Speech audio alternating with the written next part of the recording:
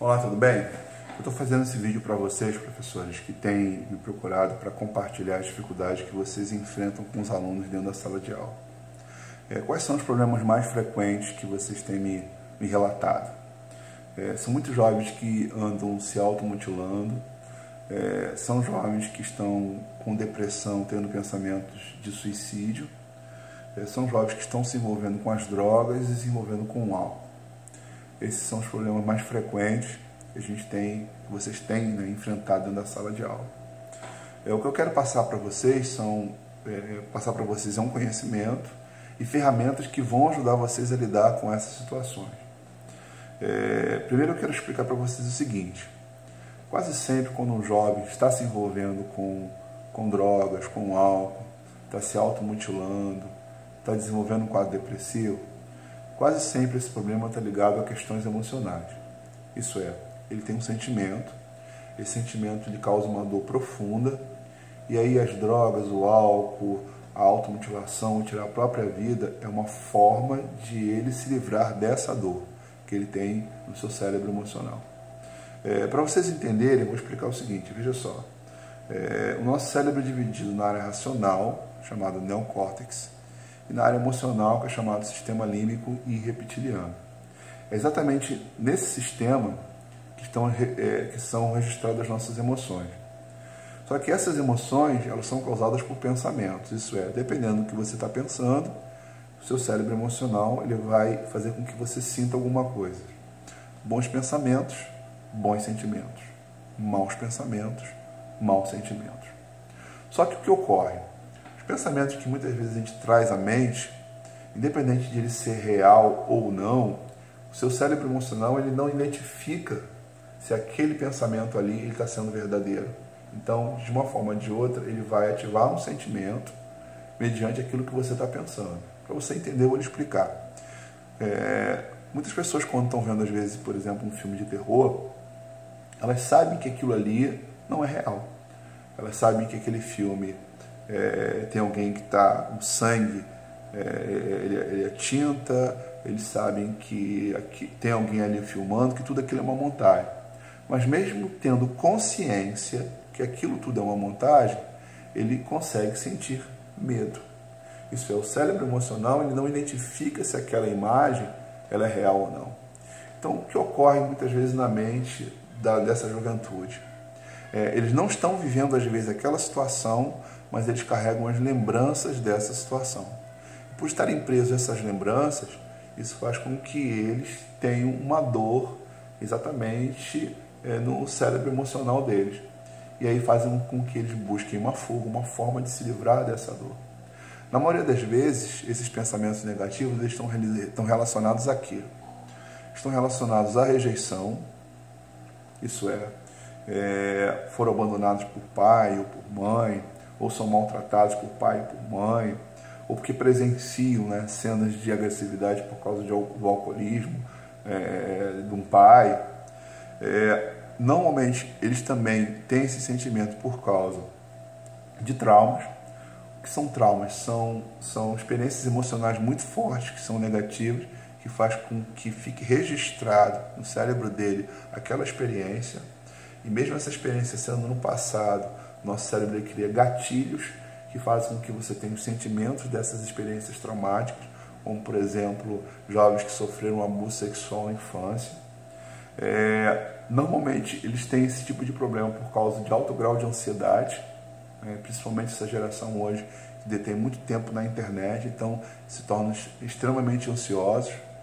E normalmente eles também fazem isso por causa de crenças, falsas crenças, que elas acontecem ou por impacto emocional ou por repetição. Então, às vezes na infância ele ouviu muitas vezes que ele era capaz, que ele era burro, que ele não deveria ter vindo ao mundo.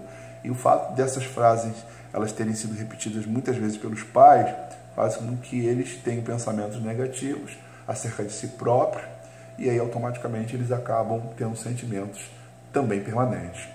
Então, esses sentimentos eles precisam ser transformados. E como é que a gente transforma esses sentimentos? Porque a partir do momento que você tira a dor do cérebro emocional dele, você tira a dor que ele está sentindo, a tristeza que ele está sentindo, a angústia, a mágoa, você vai fazer com que ele interrompa esse processo destrutivo, isso é, ele não vai buscar nas drogas, ele não vai buscar no álcool, ele não vai ter mais vontade de tirar a própria vida ou se mutilar, porque na verdade essa dor, ela desapareceu. Só que para desaparecer, a gente precisa trabalhar agora o cérebro cognitivo dele, a gente precisa remover esses pensamentos de forma que eles parem de estar presos a essas histórias do passado, né? Normalmente as pessoas por exemplo, que estão depressivas, elas estão presas à história passada, pessoas ansiosas estão presas às histórias futuras, isso é preocupação com o amanhã, e por causa disso eles acabam desencadeando todo esse tipo de comportamento. E como é que a gente faz isso? Bom, primeiro a gente precisa trabalhar ressignificando o que aconteceu, né? Fazer com que eles tenham um pensamento diferente, tem uma ideia diferente daquela experiência passada que ele teve, né? Quando você consegue ouvir aquela história que ele vai compartilhar, e talvez você me pergunte, professor, mas como é que eu vou saber essa história? Ele não se abre comigo. No coach a gente aprende uma ferramenta chamada Lei do Retorno. Se você quer tirar uma informação de alguém, é só você falar sobre aquele assunto e a pessoa ela vai dar o retorno para você. Por exemplo, se você for falar de futebol, a pessoa vai falar de futebol. Se você fala de política, a pessoa fala de política. Se você fala das suas experiências do passado, a pessoa vai falar das experiências dela. Se você fala da sua dor, ela fala da dela. Então, quando, por exemplo, eu quero tirar uma informação de um jovem que eu sei que ele está tendo depressão, ele está se automutilando, ele está tendo um comportamento relacionado àquilo que nós estamos falando aqui nesse vídeo, o que eu faço? Normalmente eu conto as minhas dores do passado, experiências negativas que eu passei na infância, na adolescência, na juventude. E quando eu conto essas experiências, eles se abrem também, porque eles percebem o seguinte: se ele está me contando o que ele passou, eu também posso contar para ele o que eu estou passando. É onde eles vão contar a experiência que eles estão tendo. Isso é, os pensamentos que eles estão tendo, que está levando eles a se comportarem dessa forma, a terem esses problemas. A partir do momento que você tem essa informação e você sabe o que está levando ele a ter essa dor, que o problema dele, na essência, não é a droga, não é a mutilação, não é a depressão, o problema dele é os pensamentos passados, isso é, o que eles enfrentaram dentro de casa, ou estão enfrentando às vezes no presente.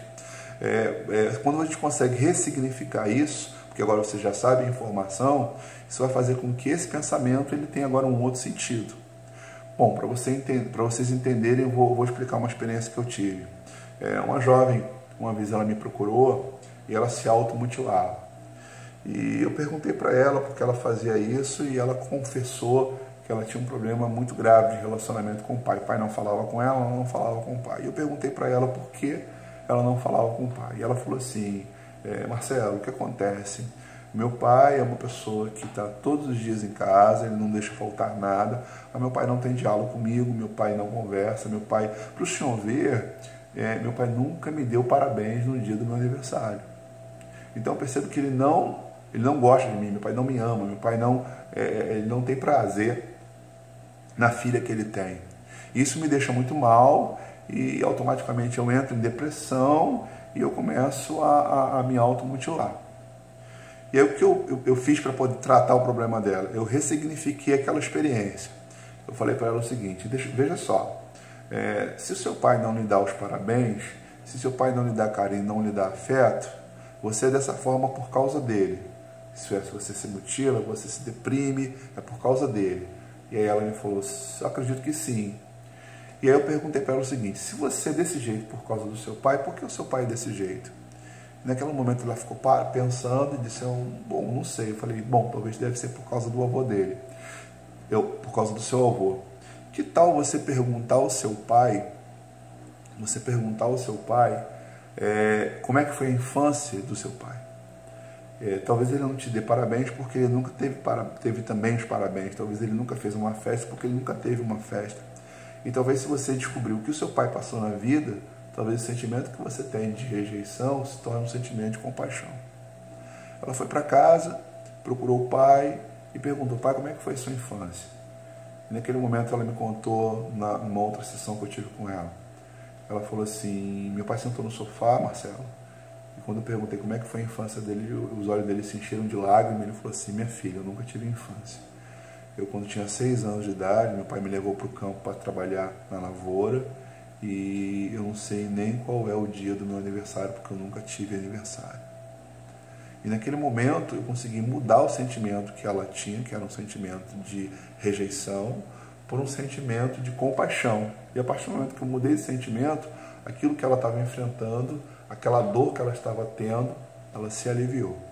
Isso é, aquela jovem que estava deprimida, angustiada, triste, daquele dia em diante ela mudou essa realidade. Ela passou a ter um semblante alegre, passou a ter um comportamento de uma pessoa mais feliz, porque ela reverteu aquele quadro através de um processo que eu fiz de ressignificar a experiência dela do passado. Então, isso é uma ferramenta que você pode usar com o aluno quando você consegue ressignificar o que aconteceu. Só que é muito importante você entender o seguinte: para que o aluno ele escute, né, ou a turma, né, no qual você está às vezes falando, ou tratando, ou estabelecendo alguma orientação, é muito importante que você crie com essa turma ou com esse aluno uma técnica que a gente chama no coach de rapport. O que é o rapport? É uma técnica de conexão. Isso é, você só consegue ressignificar, você só consegue inserir, se você consegue só convencer, se você tiver uma conexão com esses alunos.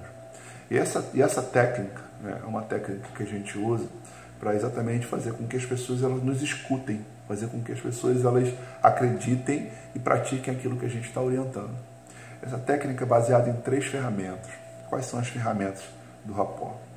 A primeira ferramenta é a ferramenta do espelhamento. O que é o espelhamento?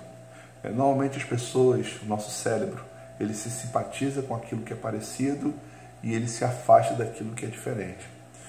Por isso que nós muitas vezes falamos assim: poxa, eu gostei tanto de fulano porque ela é tão parecida comigo.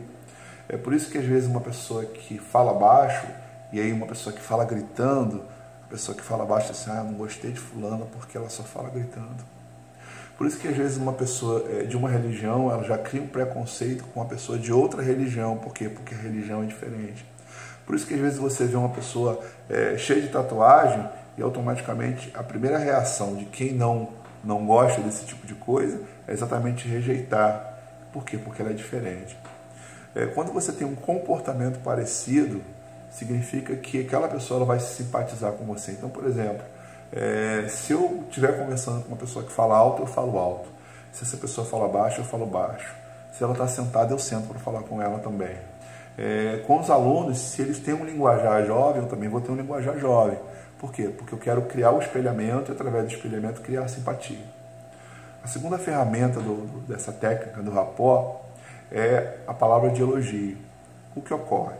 Quando a gente recebe uma crítica, quando a gente ouve uma crítica, a gente se fecha. Quando a gente ouve um elogio, a gente se abre. Se você quer convencer o aluno de alguma coisa, se você quer mudar a cabeça dele, se você quer mudar os pensamentos dele, você precisa criar uma conexão com ele. Só que essa conexão só vai acontecer se você identificar quais são as qualidades que ele tem e você começar a fazer referência a essas qualidades. Isso é, você tem um jovem que ele é problemático, e naquele momento que você está com ele, você vai conversar com ele, você começa a trazer-lhe lembrança de todas as qualidades que ele possui. Olha, você é esforçado, ou você é uma menina bonita, ou você é um rapaz que é servidor. Seja qual for as qualidades que ele tiver, você precisa começar a falar dessas qualidades. Por quê? Porque a partir do momento que você elogia, você vai abrir a comunicação com o jovem ou com a turma. Você pode fazer isso também em público. E a terceira ferramenta que a gente tem no rapport é o afeto. Uma coisa interessante, se você, por exemplo, criar o hábito de abraçar os seus alunos, se você criar o hábito de abraçar principalmente os mais problemáticos, todas as vezes que a gente recebe um abraço, a gente libera um hormônio chamado ocitocina, que é o hormônio do amor. Isso é, todo mundo quando é abraçado tem um sentimento na hora. Normalmente eu faço às vezes uma dinâmica, eu peço para todo mundo se abraçar e eu pergunto: o que vocês sentiram? E um diz assim: eu senti paz, eu senti alegria, eu senti segurança, eu me senti amado. Então o abraço, né, a demonstração afetiva, ela tem um poder muito grande de convencimento, porque você é mais tendencioso a querer agradar aquela pessoa que você ama. Como o afeto ele aumenta o grau de ocitocina, isso faz com que o jovem ele fique aberto a lhe ouvir. Então, como é que a gente trata o problema, às vezes, depressivo do jovem? A gente vai fazer com que ele traga à luz o que está acontecendo, a gente vai ressignificar aquela história que ele está te contando, no caso, trabalhar o perdão, fazer com que ele perdoe. A partir do momento que você ressignifica, você diz, então você precisa perdoar o seu pai, a sua mãe, a sua tia. E a partir do momento que você usa o rapport, você vai criar, você vai ganhar a simpatia desse jovem e automaticamente a dor que ele está sentindo, que vai ser anulada a partir do momento que você muda o pensamento, ela vai ser substituída porque ele vai começar a se sentir amado. Às vezes o que ele não tem em casa, ele pode ter na escola. Às vezes o amor, o afeto que ele não recebe dos pais, ele pode ter esse afeto dos professores. É uma coisa tão simples. Quem não gosta de ser abraçado, quem não gosta de ser elogiado, quem não gosta de carinho. Então, quando a gente consegue dar carinho, quando a gente consegue dar afeto, a gente cria essa conexão e assim o aluno ele fica mais suscetível a nos ouvir. A partir do momento que você conseguiu fazer isso, você agora tem um poder maior de influência sobre esses alunos. Você vai ter o poder não só de tratar as dores, como você vai ter o poder também de colocar o que você quiser na cabeça dele. Por exemplo, às vezes ele tem um pensamento negativo sobre si próprio, e muitas vezes causado pelos pais. Nos dias atuais, os pais, para corrigirem, em vez de disciplinar, eles ofendem. Talvez vocês já ouviram uma pessoa dizer assim, olha, eu sou um bom cidadão graças às surras do meu pai. Mas você talvez nunca ouviu alguém dizer assim, eu sou um bom cidadão graças ao xingamento. Então, assim, as palavras que muitas vezes são lançadas, elas machucam, elas ferem. E aí, todas as palavras que elas se repetem muitas vezes, elas criam na cabeça da pessoa uma crença. Então, você pega um jovem que escuta, você não tem jeito, você é igual ao seu pai, você não tem futuro, você é burro, você é um infeliz. E o que os pais estão fazendo hoje é destruindo emocionalmente os seus filhos, exatamente porque, pela impaciência, não disciplinam da forma certa, mas xingam, ofendem e acabam colocando essas crenças que são crenças limitantes. Isso vai fazer com que esse jovem ele tenha esses sentimentos e você precisa substituir essas crenças por outras, para que aquela experiência dele não seja uma experiência momentânea. Ele vai se sentir bem porque você fez todo esse processo, mas ele vai para casa e vai continuar ouvindo aquelas frases, aquelas palavras, e aquilo com certeza vai ferir novamente esse jovem. Como é que você faz? As crenças, como elas são criadas pela repetição, você pode substituir crenças que são crenças limitantes, sabotadoras, por crenças que são crenças fortalecedoras. E a crença fortalecedora você vai fazer usando as palavras que você quer, de forma repetida. Isso é, você pode pegar um aluno e você perceber que ele tem dificuldade com relação à assimilação da matéria, da aula, e você repete para ele várias vezes. Você é inteligente, você é capaz, você pode, você consegue, você tem jeito. E para finalizar, eu vou contar uma experiência que eu tive. Eu e minha esposa acolhemos uma jovem uma vez na nossa casa, e essa jovem, ela muitas vezes nos dizia assim, eu vou repetir de ano porque eu sou burro, eu não consigo, eu não sou capaz. E eu percebi que aquela crença foi colocada na cabeça dela. Então, o que eu fiz? Eu comecei a conversar com ela todos os dias, na parte da manhã, eu dizia para ela assim, minha filha, você é muito inteligente. Minha filha, você é muito inteligente. E eu falei isso aproximadamente quase 2 meses. E o que aconteceu? No meio desse processo, ela parou de dizer que era burra, e aí ela começou a fazer com que as notas dela fossem as maiores. Eu me lembro que certa feita ela me procurou e disse assim, olha, eu quero lhe mostrar aqui a minha nota. Olha só, eu tirei, olha como a minha nota foi uma nota alta. Quer dizer, uma jovem de 13 anos, nós conseguimos, né, mudar a realidade que ela estava destinada por causa daquela crença, para ela que ela tivesse agora uma visão de que ela era capaz, de que ela poderia, que ela teria futuro, porque ela era uma menina inteligente, ela era uma menina capaz. Então, como é que o professor ele trabalha? Simples, o que você quer que seu aluno seja, é só você repetir várias vezes. Bom, eu acredito que eu esteja ajudando. Claro que eu estou falando aqui um resumo, mas de uma forma ou de outra é uma ferramenta que pode te ajudar, são ferramentas que podem te ajudar muito a lidar com o problema dos alunos, tá ok? Espero que esteja contribuindo com vocês. Um abraço e breve vou fazer outros vídeos acrescentando mais informação para os professores. Deus abençoe vocês. Até mais.